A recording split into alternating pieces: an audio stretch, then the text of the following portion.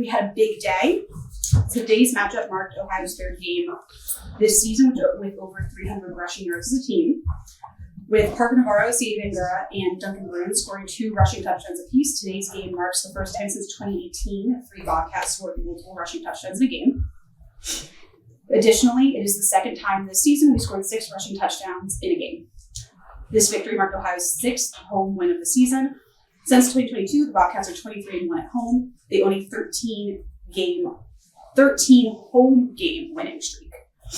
C.A. Bangura had a career day, logging a career best in single-game rushing yards. Notably, he is now the 5th Bobcat to have 2 1,000-plus rushing yard seasons, as well as the 5th Bobcat to record over 3,000 career rushing yards. Jeff Reese snagged his first interception as a Bobcat, and Tank Person grabbed his second of the season. All right, Coach, when you're ready. So thank you for coming. Obviously proud of the team, and we're just really proud of how they represent themselves at home on the Frank. To go undefeated at home, I think is awesome, and to do it 2 years in a row is really something that I think the program should be commended for. Just looking back at the game initially, I don't think we played our best football. There's definitely some things I thought we did really well that I liked. There were some penalties that I was not very happy with. Some of our discipline was disappointing. And with the way the game went, especially early in the game, with how the weather was, I thought leaning on the run game was what we really needed to do. It just was unfortunate that I wasn't able to really get Parker going in the passing game in the second half. So there's some stuff that we still got to figure out and get better at there. But proud of how some of those guys were running the football. I love that we were creating turnovers on defense. Thought that was awesome. What do we got?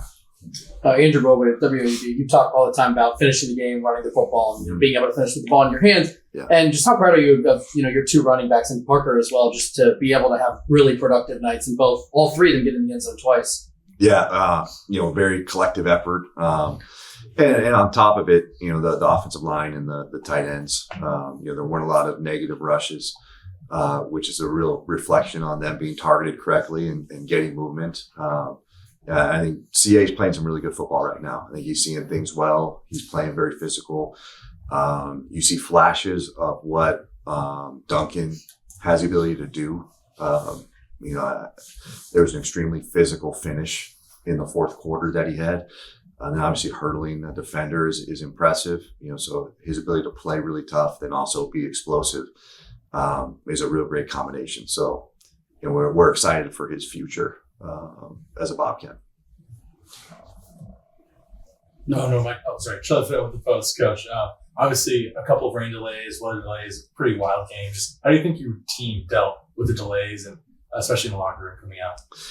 I thought they handled it fine. I think there were some execution things I would like to see better. The probably one of the more frustrating things was some of the defensive penalties. So, the 2 roughing on the quarterback, there's a taunting penalty, and I think all of them were on third downs, and 2 of them extended the drives that were scoring drives. So you just self-inflicted things that I would have liked to have not seen. Now, I don't think that was a reflection of the weather or delays or anything like that. I just thought it was, just some undisciplined behavior at times or play.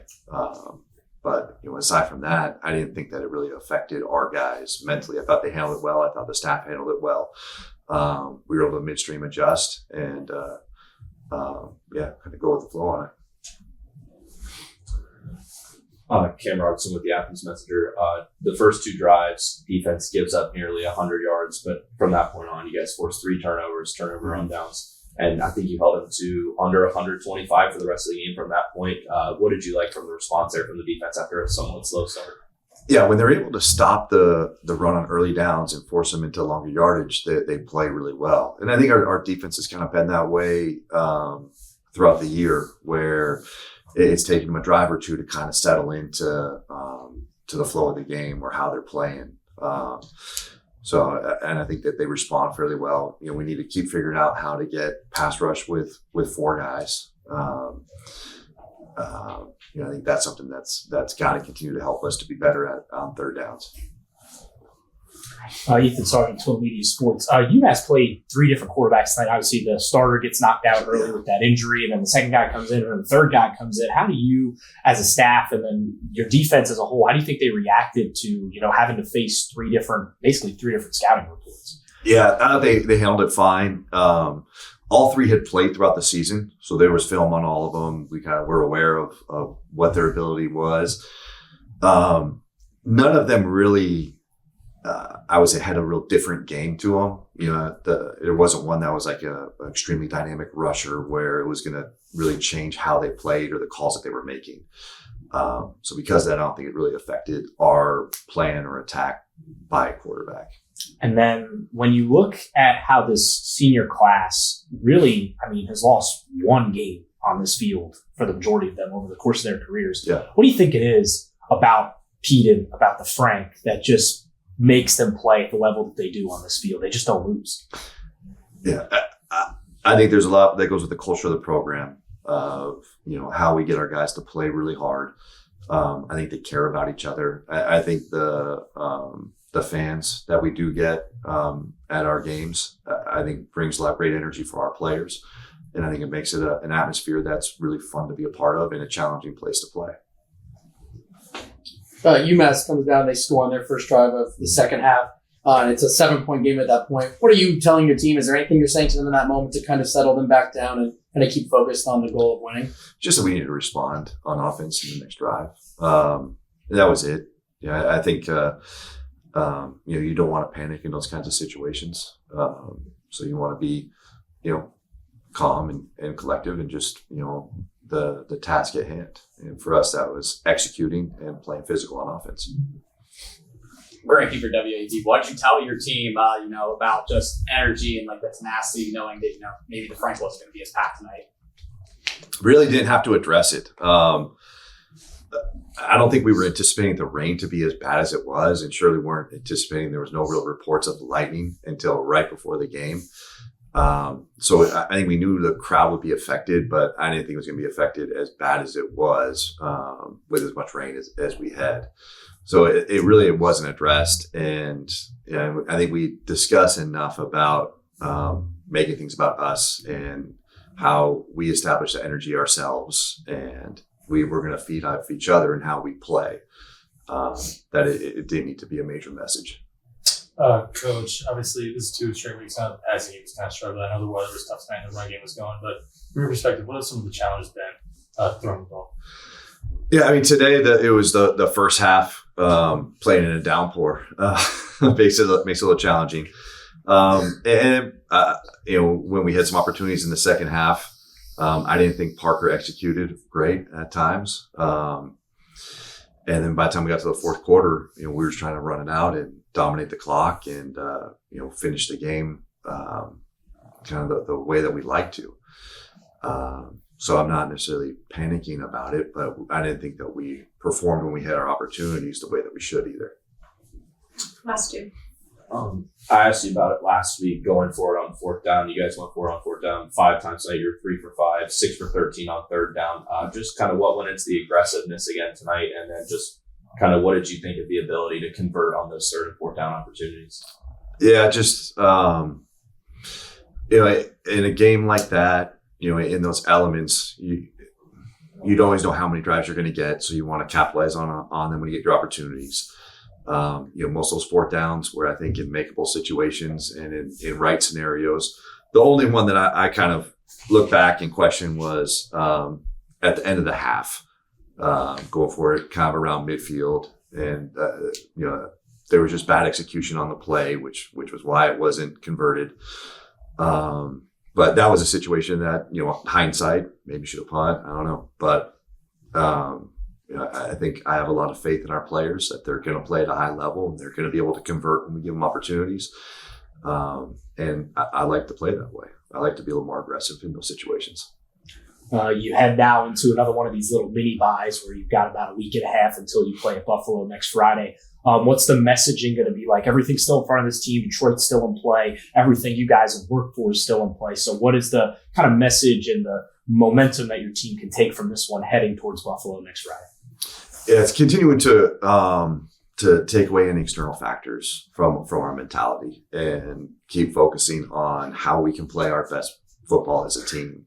Because all that other stuff, it really doesn't matter unless we win games anyways. So the focus is on beating Buffalo and playing our best football and doing it on the road in a better way than we have.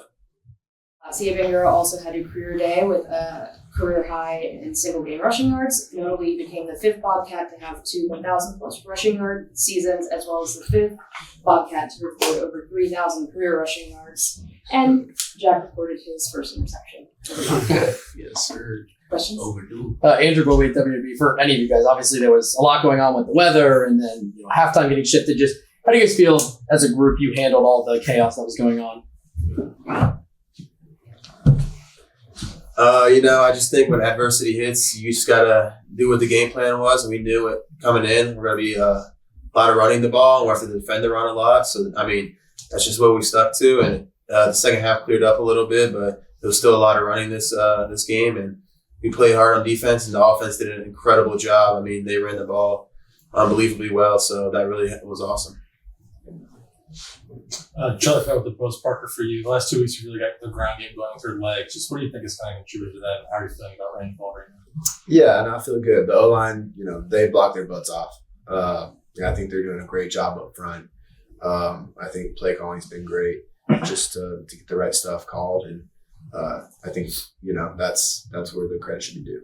Yeah, and then CA for you, obviously you set a career high today, huge game for you. Just you've been on a tear the last couple of weeks. How have you felt running the ball, late in the season? I just felt real great running behind that O-line. As Parker said, I just feel real comfortable. I can really put my trust in them. I can take my time, make my reads with that O-line. They always blocking people up, so it just feels good running behind the O-line like this. Ethan Sargent, VU Sports. Any of you guys can answer this one. 6-0 on the Frank once again. That's now 13 in a row, which is second in the entire country in the NCAA FBS. So what do you guys think about being able to defend the Frank once again and not lose on that field?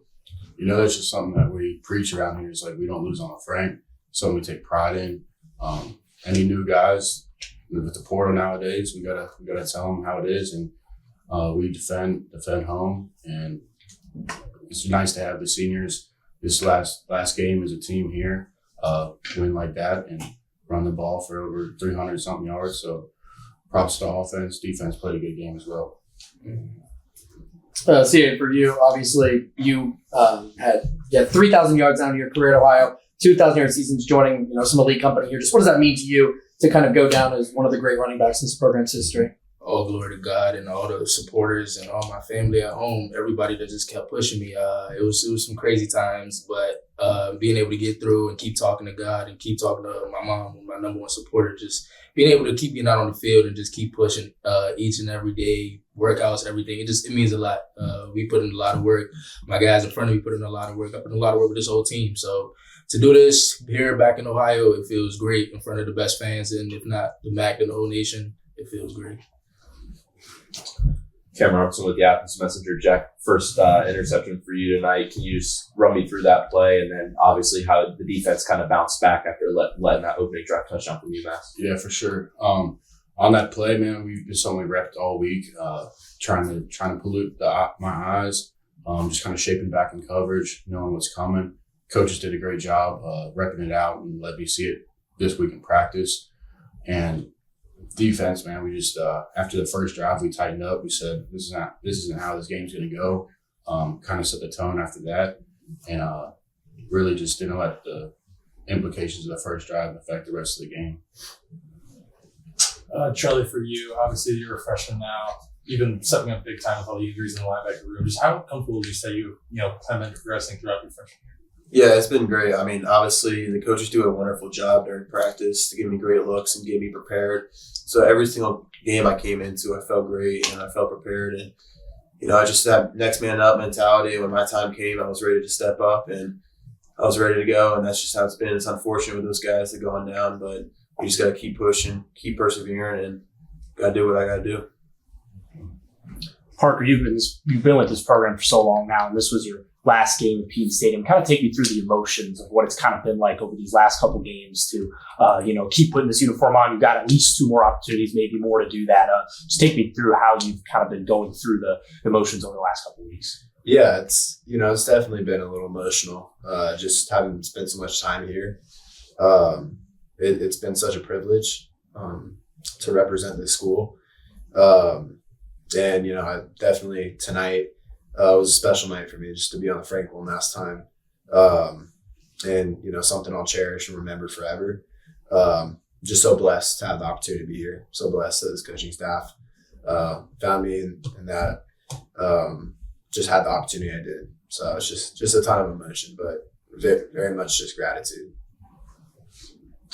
For either you, Parker or CA, I think you guys are averaging over 36 points per game at home this season across the 6 wins. Just what do you think has kind of gone into you guys having so much success on your home field, and how do you kind of carry that over into your last game against Buffalo? Yeah, I think it's a combination of being home at the Frank. I think we just play harder, and I think that we just have the best fans in the MAC, kind of like CA was saying, and I think we play hard here, and I think we know that if we're at our best, if we're playing our best, if we're seeing what we're seeing, we're a good football team. So just keep doing more of that. If you got anything. Parker, obviously the passing game, struggled tonight. Just what have you seen over the last couple of weeks, in the passing game that's maybe led to it not producing as many yards as you guys would like? Yeah, got to be better, and it starts with me. Just got to continue to see what I see and take the easy ones. And so, yeah, I think that's something I take full credit for and responsibility for, because there's stuff there. So just continuing to get better, every week, just continue to improve, learn from the film, not let it be a waste, and move forward to Buffalo and have a good game.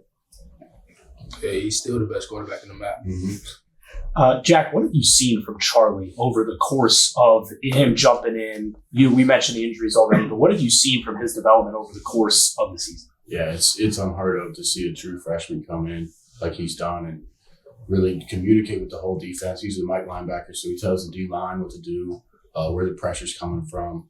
He's really just grown really fast and really well. I love playing with him out there. He's a physical linebacker, and he's just getting started, so I can't wait to see where he ends up.